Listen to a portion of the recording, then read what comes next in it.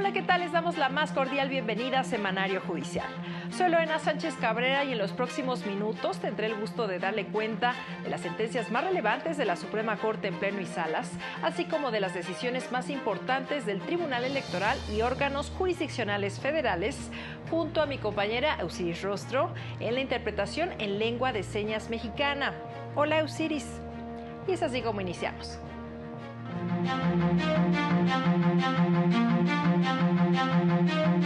La Corte invalidó disposición de Guerrero que impedía a servidores públicos de mando y enlace solicitar créditos.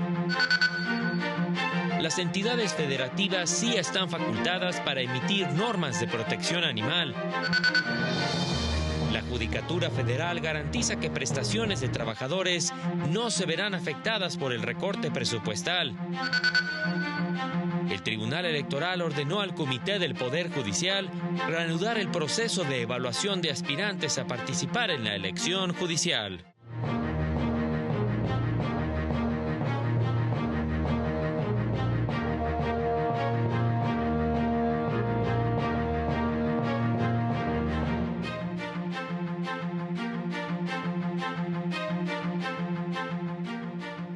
Esta semana el Pleno de la Corte resolvió asuntos relacionados con las normas que regulan las remuneraciones de servidores públicos en diversas entidades del país.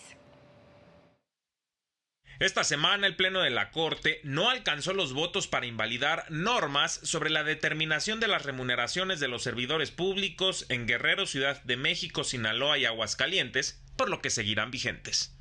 Nuestro país se caracteriza por un mandato constitucional claro: construir un sistema de remuneraciones públicas basados en los principios de austeridad, proporcionalidad y responsabilidad. Este es un compromiso no solo legal, sino también ético, que exige que quienes servimos al Estado respetemos plenamente el valor simbólico de nuestras percepciones como reflejo del deber republicano de priorizar siempre el bienestar colectivo. Con estas serán 4 las entidades federativas que por fin, 15 años después de la reforma constitucional al artículo 127, se estarían ciñendo al límite de las remuneraciones de las personas servidoras públicas. Al resolver diversas acciones, el Pleno invalidó las disposiciones de la Ley de Remuneraciones de los Servidores Públicos de Guerrero, que excluían a los trabajadores de mando y enlace de la posibilidad de solicitar créditos, préstamos y anticipos. Distinción normativa contenida no encuentra una justificación razonable. En efecto, la Constitución Federal no distingue por categorías a los trabajadores para que puedan acceder a créditos y préstamos. También invalidó la prohibición a los servidores públicos que se separaran de su cargo para ocupar puestos en empresas que hayan supervisado, regulado o que pertenecieran al sector en el que se hayan desempeñado durante un plazo fijo de 10 años. El martes invalidó los artículos 276 bis y 276 ter del Código Penal Capitalino relativos a la remuneración ilícita y sus penas por contener una redacción vaga e imprecisa, así como los artículos 19 a 23 de la Ley de Remuneraciones de Sinaloa por integrar un sistema de responsabilidades administrativas de los servidores públicos que no daba certidumbre sobre la calificación de la gravedad de las faltas. El jueves, de la Ley de Remuneraciones de los Servidores Públicos de Aguascalientes, invalidó la disposición sobre las erogaciones que se realicen por concepto de jubilaciones, pensiones, haberes de retiro, liquidaciones por servicios prestados y préstamos o créditos a los trabajadores deberían estar previstas en un manual de remuneraciones. Todas las formas de pago que contempla el artículo 127 constitucional atienden a una misma racionalidad, o provienen de la ley o de las negociaciones colectivas reglamentadas por la ley. Los manuales de remuneraciones no encuadran en este supuesto. Para el canal del Poder Judicial de la Federación, Mario López Peña. La primera sala de la Corte estableció que el término hecho victimizante, previsto en la Ley General de Víctimas, debe entenderse de manera amplia con el fin de abarcar todos los actos que han causado la violación al derecho humano hasta su cese y no limitarse al primer acto que detonó la vulneración, pues pensar lo contrario equivaldría a desnaturalizar el derecho a la reparación integral del daño. precisó que cuando se viola el derecho a la salud como consecuencia de una mala atención médica, los daños pueden ser más complejos y agravarse con el tiempo, de no atenderse y detenerse sus efectos de manera adecuada. En el caso concreto, una familia se inconformó con la decisión de la Comisión Ejecutiva de Atención a Víctimas, que negó el pago de daño moral y físico al papá de un menor que en 2003 fue diagnosticado y atendido de manera inadecuada en un hospital del Seguro Social, causándole insuficiencia renal y la necesidad de un trasplante, pues solo tomó como hecho victimizante lo sucedido en 2003 y no los efectos en el tiempo que se prolongaron hasta 2019. Por este motivo revocó la sentencia impugnada y fijó un plazo de 20 días hábiles a la CEAP para que realice los dictámenes necesarios para poder evaluar y reparar el proyecto de vida de la familia en la que considere de forma correcta el hecho victimizante. Emite una nueva resolución en la que otorgue a las víctimas las medidas de restitución, rehabilitación, satisfacción, no repetición y compensación para que la reparación sea plena, diferenciada, transformadora, integral y efectiva por el daño sufrido. La primera sala resolvió asuntos relacionados con violencia sexual, competencia económica, asistencia a extranjeros y protección animal. En su sesión de este miércoles, la primera sala de la Corte resolvió que las entidades federativas y la Ciudad de México tienen competencia para legislar en aspectos de protección animal que no están reservados a la Federación. En ese sentido, declaró válidos los artículos 350 bis y 350 ter del Código Penal para el Distrito Federal, hoy Ciudad de México, que prevén y sancionan la conducta de maltrato o crueldad que se cometa en contra de cualquier especie animal dentro de los límites territoriales de la capital del país. Determinó que la asistencia institucional que brinda la Comisión Nacional de Ayuda a Refugiados no forma parte del derecho humano a la asistencia consular en materia penal del cual gozan las personas extranjeras. La sala interpretó que, conforme a la Ley sobre Refugiados, Protección Complementaria y Asilo Político, la asistencia institucional que proporciona la Secretaría de Gobernación a través de la Comar es una medida de protección humanitaria fundada en el marco jurídico internacional que el Estado mexicano brinda a quien solicite u obtenga el reconocimiento de la condición de refugiado y o protección complementaria para restablecer el ejercicio pleno de sus derechos en territorio nacional. En otro asunto, reconoció la validez de las sanciones mínima y máxima establecidas en la Ley Federal de Competencia Económica a toda persona física o moral con o sin fines de lucro, dependencias y entidades de la Administración Pública Federal, Estatal o Municipal u otros agentes económicos que no notifiquen a la Comisión Federal de Competencia Económica la existencia de una concentración cuando legalmente esté obligada a hacerlo. Al revisar otro asunto, resolvió que no es razón suficiente que una persona sea servidora pública para considerar de interés público la publicación de un video sexual que le involucre. Consideró que la difusión no autorizada de contenido íntimo en un contexto electoral debe analizarse de forma cuidadosa, pues en un discurso aparentemente neutro podría potencializar los efectos de la violencia digital causados por alguna otra persona que originalmente difundió las imágenes. En otro asunto, determinó que el Ministerio Público debe investigar de manera inmediata, diligente y con perspectiva de infancia la denuncia de cualquier acto de violencia sexual cometido en contra de niñas, niños y adolescentes, sin exigir mayores requisitos que la denuncia. Para el canal del Poder Judicial de la Federación, Mario López Peña.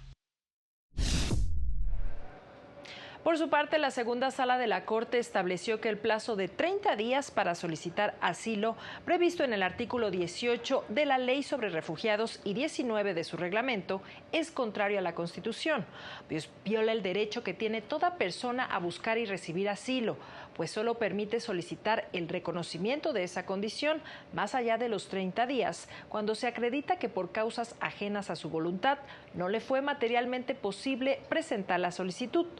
La sala estableció lo anterior al resolver un amparo promovido por la Comisión Mexicana de Ayuda a Refugiados, en la que se impugnó la negativa de la autoridad a admitir la solicitud de asilo de una persona que por causas ajenas a su voluntad no le fue posible presentar la solicitud en el plazo previsto en las mencionadas normas.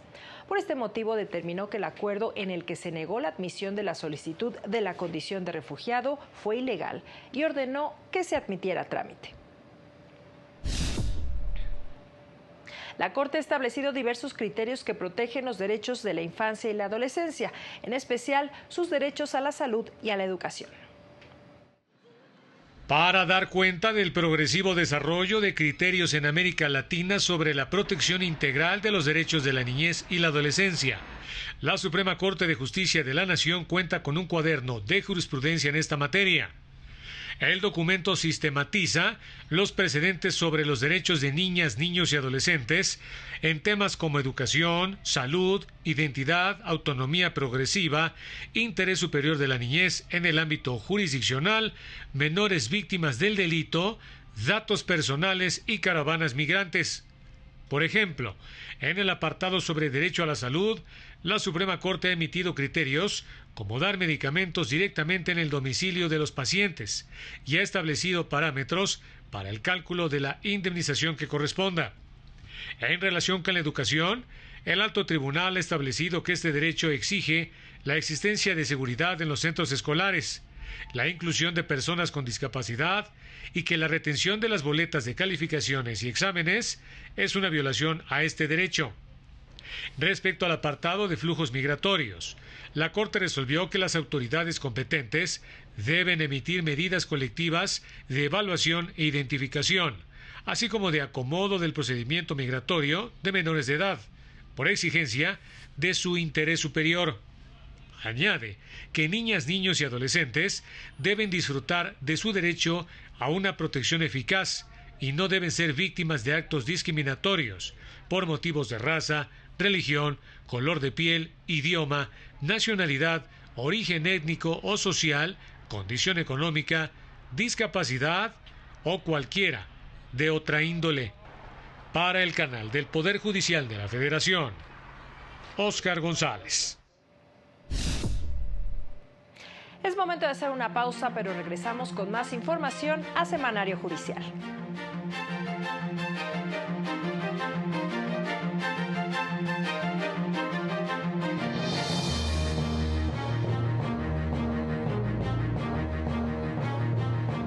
Al regresar, juzgadores advierten que elección judicial será un fracaso.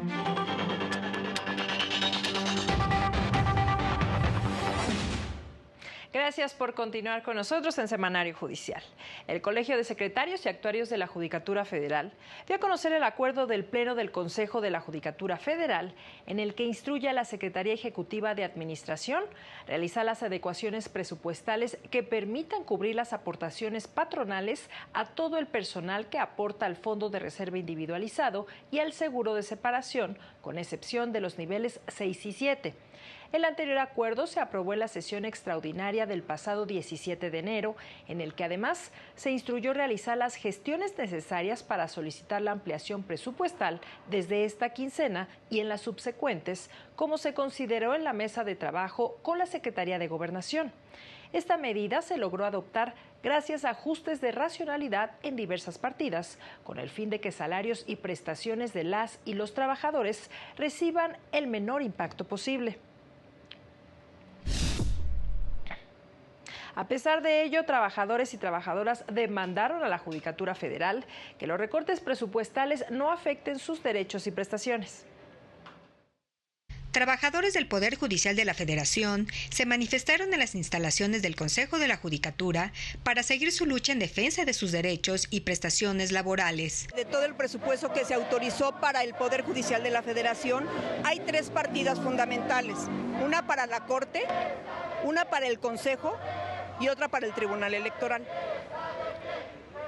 Sabemos perfectamente bien que en la Corte está peor la situación que aquí en el Consejo. Ante el anuncio del Consejo de la Judicatura sobre la disminución de prestaciones que afecta al Poder Judicial, la vocera de los trabajadores exigió que se respeten y garanticen íntegramente sus derechos laborales. El hecho de que se disminuya el porcentaje de aportación del Consejo para los seguros de separación individualizado y el fondo de los trabajadores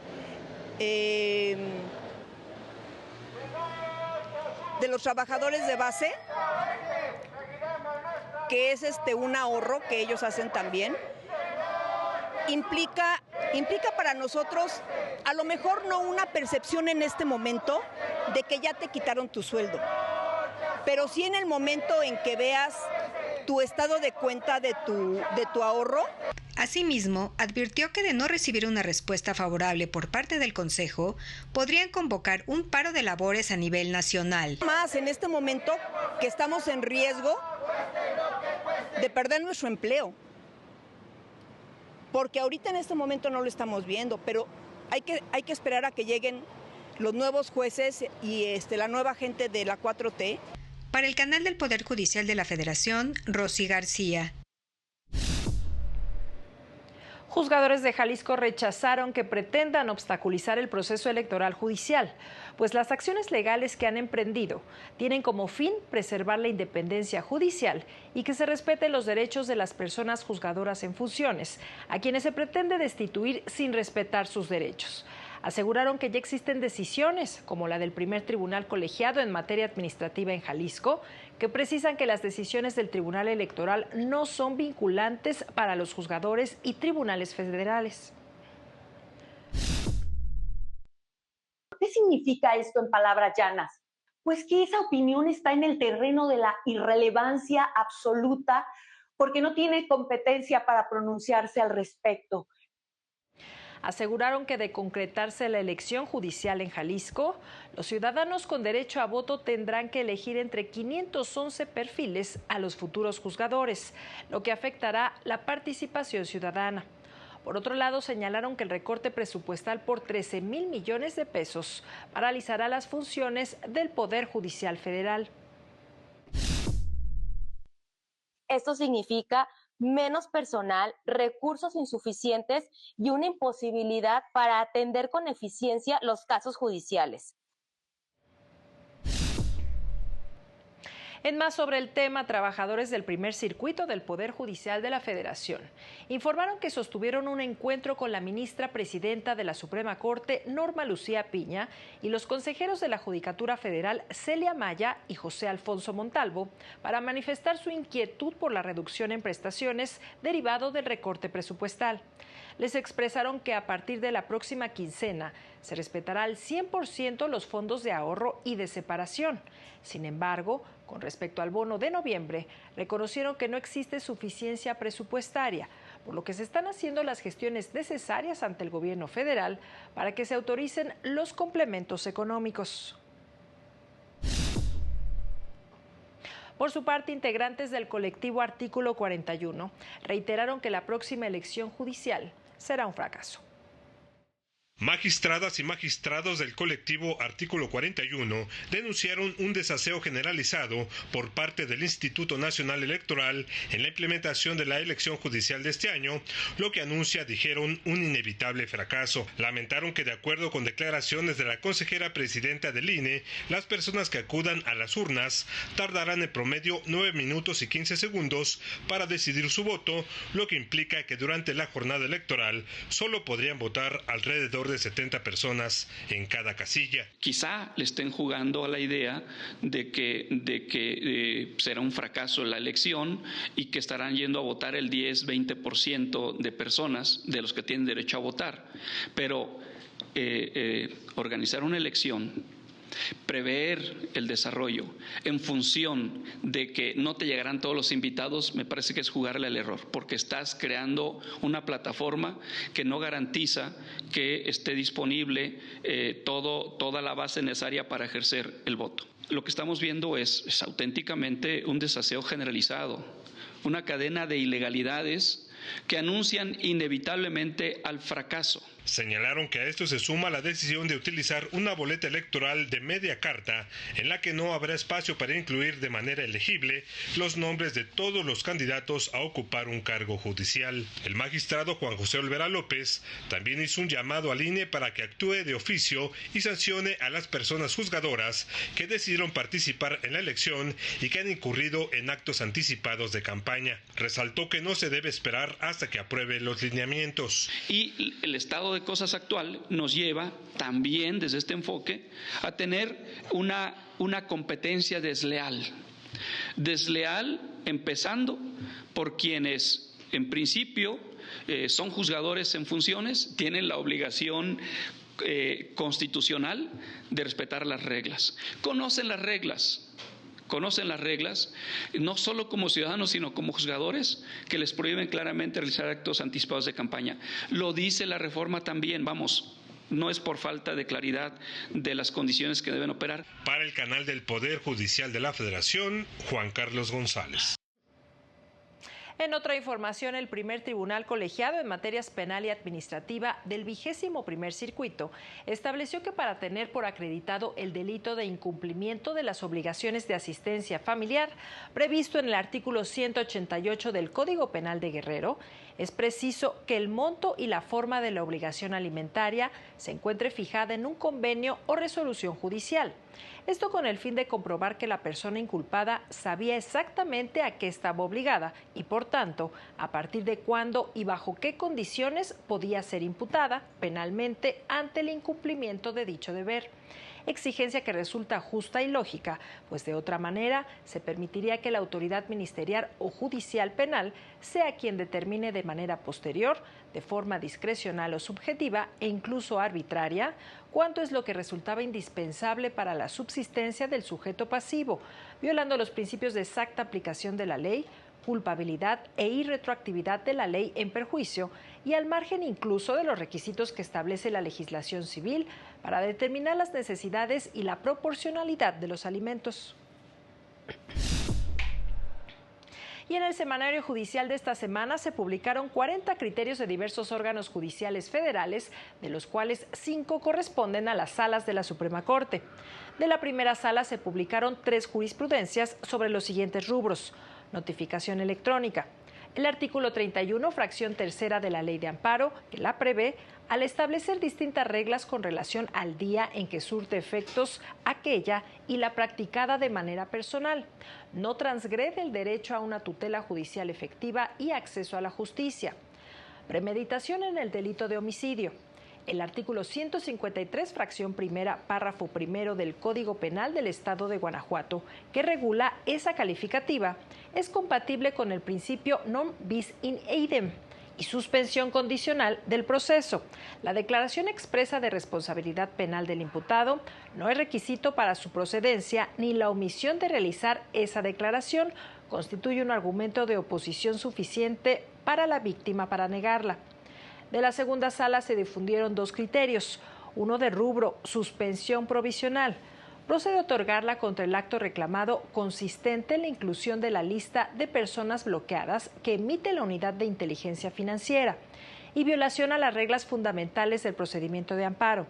La inclusión de los oficios de notificación entre la sentencia y las evidencias criptográficas de las firmas del juzgador y el secretario no amerita ordenar la reposición del procedimiento. De plenos regionales se publicaron 5 criterios y una jurisprudencia, entre ellos uno sobre desistimiento de la demanda o un recurso en el juicio de amparo, en tanto que de tribunales colegiados se publicaron 30 criterios, 2 jurisprudencias y 28 tesis aisladas sobre temas relacionados con divorcio incausado y compensación a personas migrantes víctimas de violación a sus derechos humanos. Es momento de hacer una nueva pausa, pero regresamos con más noticias. No se vaya.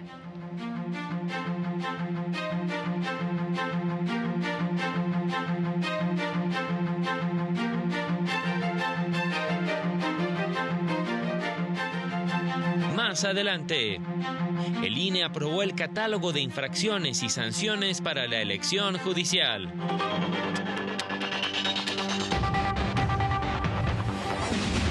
Gracias por continuar con nosotros en Semanario Judicial. El Tribunal Electoral resolvió diversos asuntos relacionados con la suspensión de actividades del Comité de Evaluación del Poder Judicial Federal. El Tribunal Electoral del Poder Judicial de la Federación ordenó al Comité de Evaluación del Poder Judicial de la Federación continuar con el procedimiento de selección y evaluación de aspirantes que buscan participar en la primera elección de personas juzgadoras. Por mayoría de 3 votos a 2, la Sala Superior revocó los acuerdos que emitió dicho comité el 7 y 9 de enero de este año, en los que determinó la suspensión de sus actividades en acatamiento a resoluciones de diversos juzgados de distrito. Se determinó que en materia electoral no opera la figura de la suspensión. Así, ante la imposibilidad jurídica y constitucional de que alguna autoridad interrumpa el desarrollo normal del proceso electoral en curso, es por lo que considero que se debe declarar que el Comité de Evaluación del Poder Judicial de la Federación no puede interrumpir las actividades que se lleven a cabo para preparar y organizar el proceso electoral en curso al existir una garantía de continuidad del mismo y al tener expresamente definidas sus responsabilidades y actuaciones en nuestra Constitución. La determinación del juez no tiene eficacia jurídica en materia electoral, ni puede tener impacto en esta misma decisión que tomó el Comité de Evaluación, ya que no puede configurar un obstáculo para impedir que el proceso electivo siga su curso. Por ello, este Tribunal Electoral debe removerlo para que su desarrollo continúe. La magistrada Yanine Otárola Malací y el magistrado Reyes Rodríguez Mondragón votaron en contra del proyecto bajo el argumento de que con estas impugnaciones se generó un asunto de competencia que debe resolver la Suprema Corte. La ley vigente le da facultades a la Suprema Corte para resolver los conflictos competenciales entre órganos, cualquiera que estos sean, independientemente de la especialidad y jerarquía que tengan, cuando hay controversias competenciales. Se estableció que el juez primero de distrito en el estado de Michoacán carece de competencia para vincular a la Sala Superior del Tribunal al cumplimiento de una medida cautelar, por lo que se ordenó dar vista al Consejo de la Judicatura Federal y al Comité de Transición del Poder Judicial, así como presentar una denuncia ante la Fiscalía General de la República para investigar la actuación del juzgador. Para el canal del Poder Judicial de la Federación, Juan Carlos González. En respuesta, el Comité de Evaluación del Poder Judicial determinó que se encuentra imposibilitado para dar cumplimiento a la sentencia del Tribunal Electoral que le ordena reanudar el proceso de evaluación de aspirantes. Ello explicó porque se encuentra en estado de acatamiento a las interlocutorias de suspensión dictadas por los juzgados primero de distrito con residencia en Michoacán y sexto de distrito en materia administrativa en el estado de Jalisco, que lo vinculan a paralizar cualquier acto relacionado con la implementación de la reforma constitucional en materia del Poder Judicial, misma que va acompañada del apercibimiento de dar vista al Ministerio Público en caso de incumplimiento y de imponer multas que van de los 54,285 a los 107,570 pesos, conforme a lo dispuesto en los artículos 237, fracción primera, y 259 de la Ley de Amparo. Ante esto, promovió ante la Suprema Corte el ejercicio de la facultad prevista en el artículo 11, fracción 17ª de la abrogada Ley Orgánica del Poder Judicial, para que ante la incertidumbre en la que se encuentra para dar cumplimiento a diversas resoluciones aparentemente contradictorias, defina cuál es la vía idónea para controvertir las medidas cautelares dictadas en los juicios de amparo, si los recursos previstos en la Ley de Amparo o alguno de los medios previstos en la jurisdicción electoral. Por su parte, el Colegio de Secretarios y Actuarios de la Judicatura Federal reveló que la Suprema Corte atrajo los amparos que ordenaron suspender labores al Comité de Evaluación del Poder Judicial y mantiene como medida cautelar la suspensión. El asunto fue turnado a la ponencia del ministro Gutiérrez Ortiz Mena, quien se hará cargo de elaborar el proyecto de resolución. En tanto, el Consejo General del INE aprobó el catálogo de infracciones de aspirantes y candidatos a participar en la elección judicial. Incluye la prohibición de realizar actos anticipados de campaña, la contratación de cualquier propaganda en medios tradicionales y redes sociales, así como difundir mensajes calumniosos. Los funcionarios públicos tienen prohibido realizar actos de proselitismo a favor de un candidato, usar recursos públicos o programas sociales con fines electorales. Los servidores de la nación, militantes de partidos políticos y ciudadanos también tienen prohibido involucrarse en dicho proceso. Que se establece como infracción la realización de actos de campaña antes del periodo establecido por la ley para tal efecto, y hago énfasis en actos de campaña, se ajusta justamente a los principios de legalidad y proporcionalidad al restringir exclusivamente los actos de campaña realizados fuera del periodo legal. El INE también aprobó el programa de operación y las metas del sistema de información sobre el desarrollo de la jornada electoral, que establece que a las 11 de la mañana se debe reportar entre el 77 y 80% de instalación de casillas y a las 12 entre el 88 y el 90%. En los estrenos de la semana, el lunes a las 9 de la noche, le tendremos el programa 2024, Así fue dicho, en el que se reflexiona sobre lo que se comentó sobre la reforma constitucional que elimina los organismos autónomos.